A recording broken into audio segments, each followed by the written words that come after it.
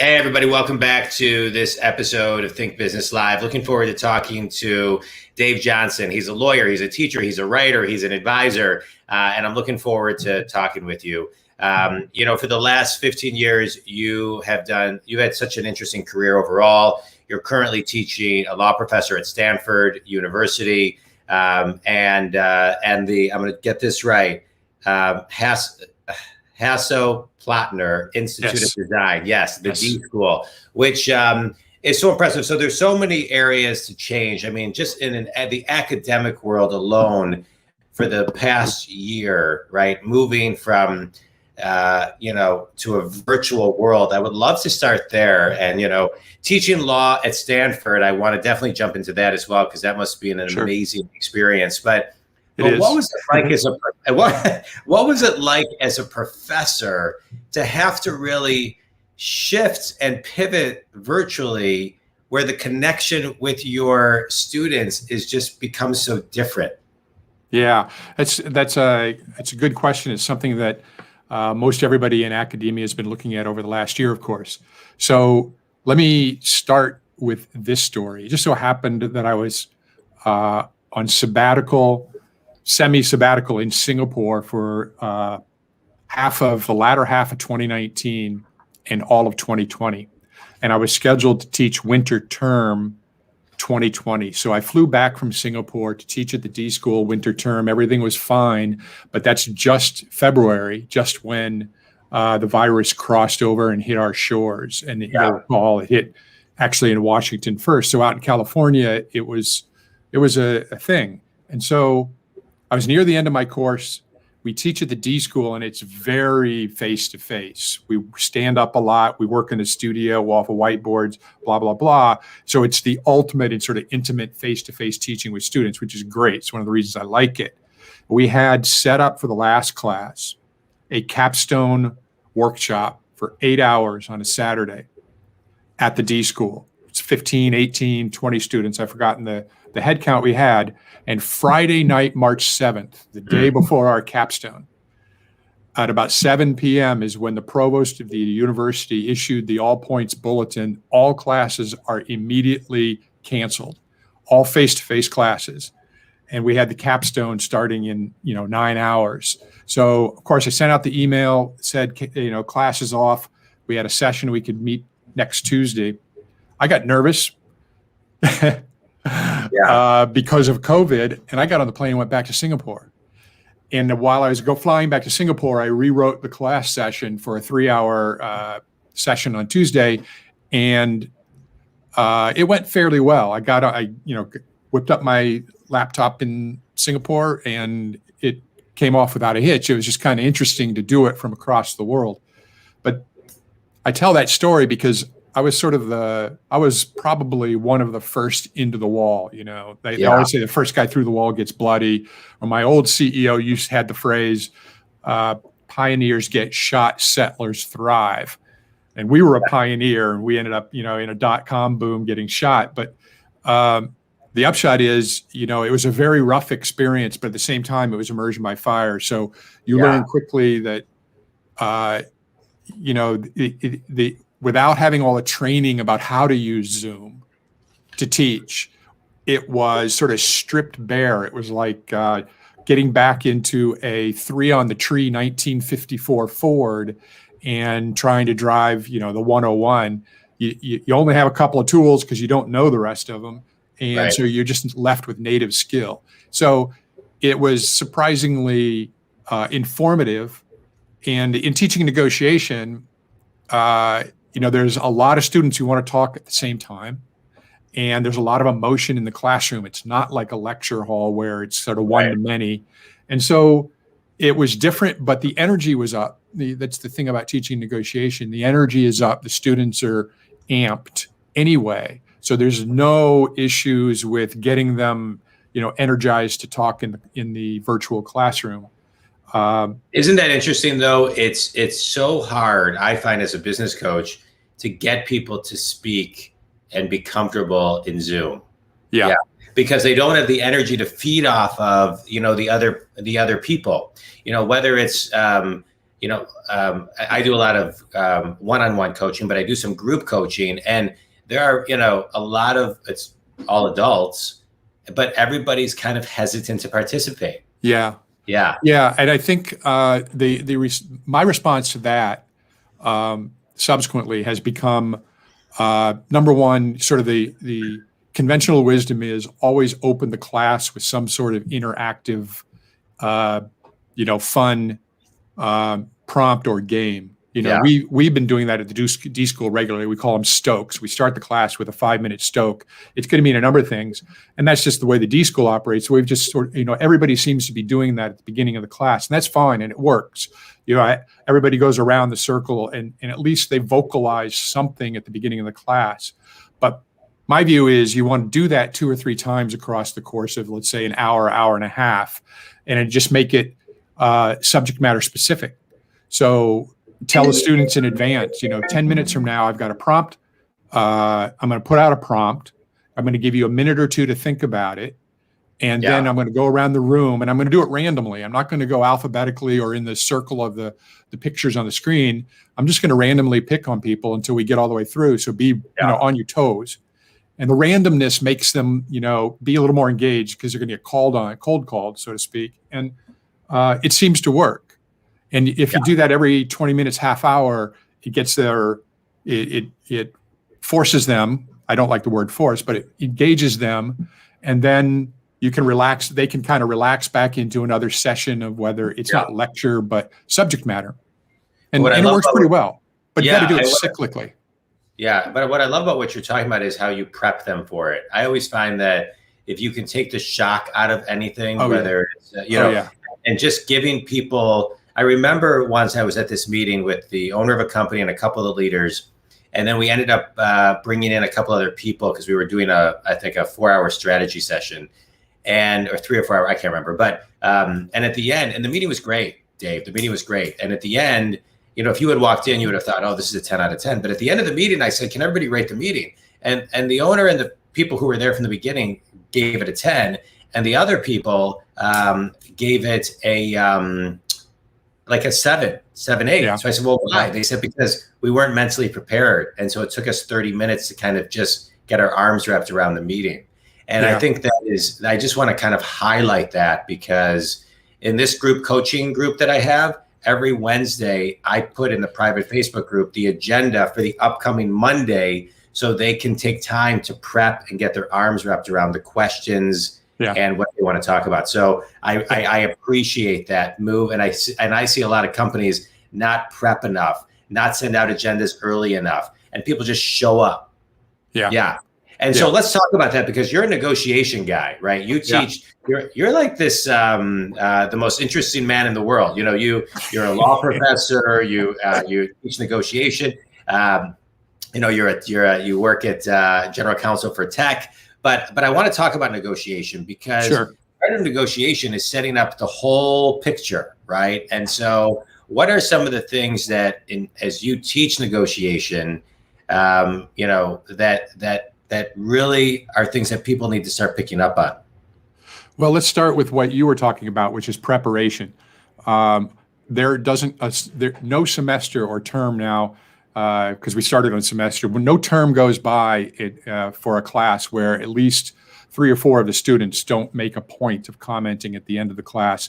The single biggest takeaway for them was the more they prepared for any simulation in class, the better they did in the negotiation, period, full stop. And I think that's an important takeaway. If you just count on the rule that the more you prep, the better you're going to do, then that's a good place to start from. It's a necessary, but perhaps not sufficient requirement to success in your outcome. But if you're not prepared, you are basically giving your counterparty an advantage. It's an unforced error, to use tennis speak. Yeah. So, I could go on and on about preparation. I think we all know pretty much what that means, including doing, all the research to get the information that you need on your counterparty, et cetera, et cetera. Yeah. But at the table, my view is, number one, figure out how, this is very personal, but figure out how for yourself you can develop a sense of heightened awareness. Yeah. It's like being in the zone in sports. And, every athlete tells you they know what the zone is. They struggle with what is it that gets them into the zone? Is it hearing a certain kind of music? Is it deep breathing? Whatever it is. And it's straight out of Csikszentmihalyi's, I mispronounced that, the book Flow by the Czech scientist. And I strongly recommend it. And I even use it sometimes in class. Heightened awareness is the bottom line there. And the reason is because I learned this, I think, as a young trial lawyer, but the heightened awareness is the way that all of you see, capture, and process all of the information going on. In a negotiation, sure, the other side is saying words and there's information in that. It may be true, it may be a bluff, it may be useful information, it may not be. But the bulk of the information is just like at a high-stakes poker game. Yeah. The bulk of the information is nonverbal.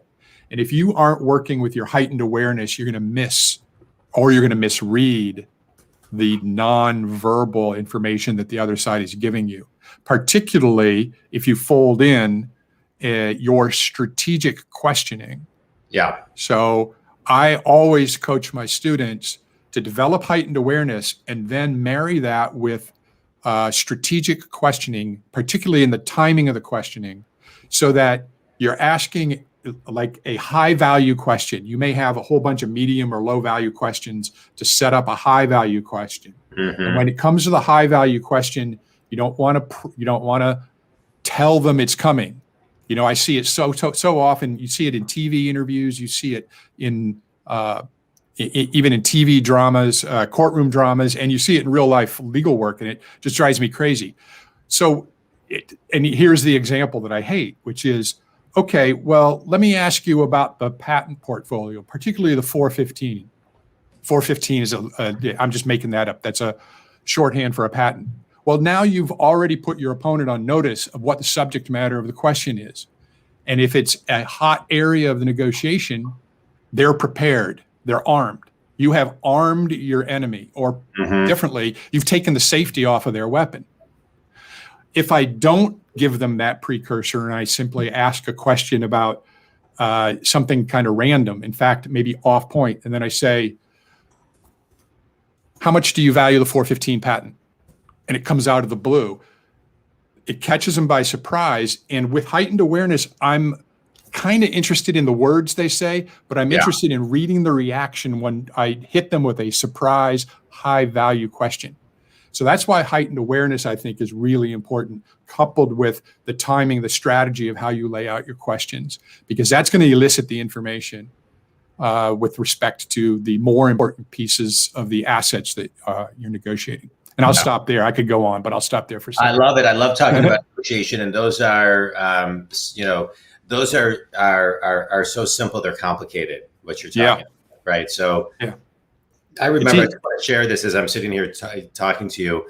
I read years and years ago, Herb Cohen, You Can Negotiate Anything. I don't know if you ever read his book. Yeah. And so I read something in his book that said, if you're ever out of control in a meeting, hang up on yourself talking. And I thought it was so brilliant. And so I've done it a couple of times. I was once doing a huge presentation when I was in real estate to my Chicago offices when I was in Detroit. And I forgot everything. I had like an anxiety attack when I was, presenting this $100 million portfolio that I was selling. Yeah. And I was like, what am I going to do? I was like, Herb Cohen. And so I remember talking, somebody asked me a question. I said, the answer to that is, and then click, I hung up on myself. so I could get myself back together. But but all of these tips and tricks. And so I shared that as kind of a funny story, but people come back to me all these, like through the years as I shared it and say, oh, I use that, thing. So I love what you're sharing, because it is, I think people can figure out how to slide it into their lives. And so it's so important. Let's talk about what it's like to teach law at Stanford, because that's got to be a blast. Yeah. So I teach three classes at Stanford, two of them at the law school, basic negotiation seminar, and then an advanced transactions negotiation.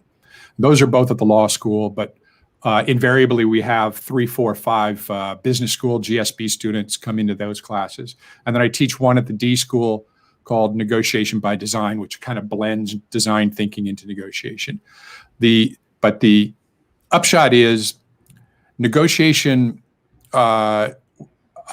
is not what I would call a hardcore law class. We talk about the law a little bit when it comes to issues of misrepresentation and fraud, and the law that controls what you can and can't say, and also the law that relates to lawyers, because lawyers have a fiduciary duty acting as an agent for a client.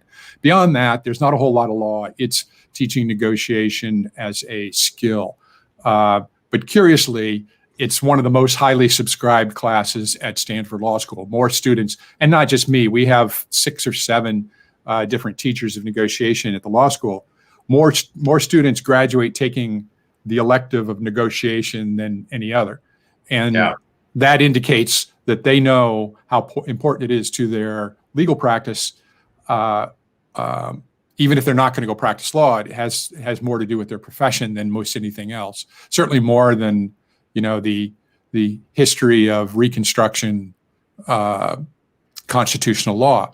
But not to say it's a bad subject, it's not. But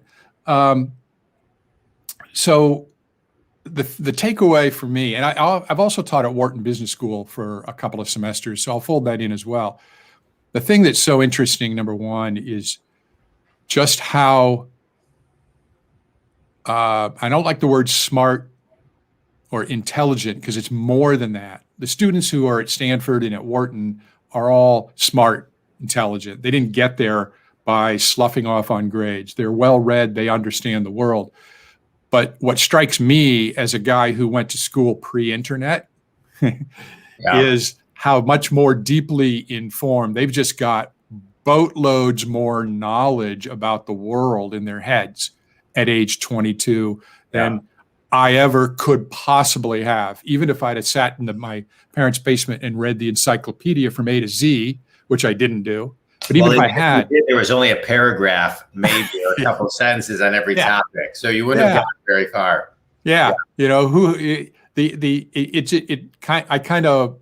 I'm wistful about the idea of what if I'd had Wikipedia when I was in junior high school? Who knows what? So they come in there and they know stuff. And so, the first time I taught the class 10, 12 years ago, I was a little nervous about that fact. And even though I'd been a student at Stanford and I'd been in the milieu, but so our boss pulled me aside. She goes, just remember, they're kids. They're 22. And the emphasis there it's not my job to convey a whole boatload of knowledge to them. My job is to train them in the skills of negotiation, but also, as I told the new dean of the law school once, sort of in passing, is I consider it to be my job to teach them experience. Yeah, that's so good. Yeah. And teaching experience is very hard, but that's what they don't have by definition, by temporal force of physics. But that's what I try to sort of port from me to them, is something that they can hang on to, an example. So when they do these emotional simulations with one another and they get bollocksed up trying to sort out how they feel and what they're thinking and what they should do, they don't have the experience-based, platform to rely on. Right. They're only pulling from their 20-some years or 15 years that they can remember, or 10 years. Yeah. So the upshot is to try and start to build the scaffolding and the platform in advance of their actually going out into the real world to get that experience, so that the gathering of the experience is more orderly and less trial and error. Yeah, I love that. I think that is so important. I've never kind of heard it put that way, but I love the way that that you stated it. If you ever need a business coach to come and give them some experience, I always wanted to teach a class, and I'll call universities and they'll say, well, you can't teach a class because you don't have a master's. But and so I love to guest speak at universities. I'm in Michigan, so I used to go up to Ann Arbor all the time and talk to a lot of the people in the Ross School and great law school up there. To that nature, So let's talk a little bit more about you and your writings. You're writing papers on negotiation. You just published Design for Legal Systems. You're writing about climate activism, about design. Give a 2-minute Cliff's Notes version on your white papers. Okay, so the most recent paper I did for the Singapore Academy of Law when I was down there, that's the one you referenced, Design for Legal Systems. And that's an extension, I guess, of the dissertation work I did when I was at Stanford. That was, which was 15 years ago. So things have evolved since then, particularly my deeper understanding of design. But I became fascinated back then with software design, specifically object modeling, which is a way of thinking about problems. And I don't code, I'm not a CS guy, but the literature was so rich in the prose discussion of how to think about problems differently. And this is in the hardcore software texts about object modeling, specifically Grady Booch. And so I got really fascinated with this new process that unequivocally proved that it worked. It unequivocally proved that it worked in computing, because object modeling became basically the platform on which a whole bunch of languages and approaches to code emerge. And so, all right, I said that's got to have some inherent value that I can port over to non-code problem solving. And that's sort of when design really got its hooks into me. And nobody was talking about design in law. And in fact, my first dissertation advisor told me he didn't understand how it would work. And I didn't quite understand how it would work. It was really cutting edge, I guess, new stuff back 10, 15 years ago. It is not cutting edge anymore. A lot of people are talking about applying design to law in different ways, and that's a good thing. So that article is a 50-page kind of, it's definitely legal academia. I'm not going to recommend anybody read it. So what I've done from there, I think, is more fun and more interesting, which is I am beginning to write a book, what I'm going to call Climate Activism by Design, which is in my view, the application of design and design thinking to the climate change problem. I'm going to look a little bit at the failure and the reason for the failure of prior environmental treaties, the success of one, Montreal Ozone Protocol, and the failure of Kyoto and Rio and Copenhagen and Paris from a design perspective. And I'm going to talk about how design can hopefully improve the structure of international agreements to get us where we need to go. And then also talk about what individuals can do. Because I think the biggest problem in approaching climate change is that every individual on the planet, like myself, sits there and thinks, I'm powerless. There's nothing I can do to change this problem. It's too big for me. It's too big for any one country. How could I possibly do anything other than continue to recycle, which I do, but that's not going to fix it for the coming generations. And so the only answer is aggregated, organized, quote unquote, designed activism. And that's the sort of core message. And I'm not the only one who's thinking about that as well. I think we're going to see, whether I write this book or not, whether it gets any traction or not, I think we're going to see 10 years, the next 10 years, we're going to see things we've never seen before. Huge, organized, global activist protests, boycotts, and petitioning of government, a la Arab Spring, but with much more controlled design, purpose, intent, and hopefully less violence. Yeah. Well, you're doing amazing things. It is always great. I was raised to never be the smartest person in the room. I'll adapt. I'll change that to never be the smartest person in the Zoom room. So it's great to just get a glimpse inside your mind and how fortunate those students must be, and everybody who is part of the learning cycle that that you share with them. Quick speed round. You ready, Dave? I don't know what's coming, but sure. All right, that's how it's supposed to be. All right. Favorite book and why? Oh, the Das Glasperlenspiel, which is the German title, the Glass Bead Game by Hermann Hasse. I read it, when I was a teenager, and that's kind of the time to read it. Yeah. It's just a story of individual philosophical exploration. All right. Best piece of wisdom you've ever received?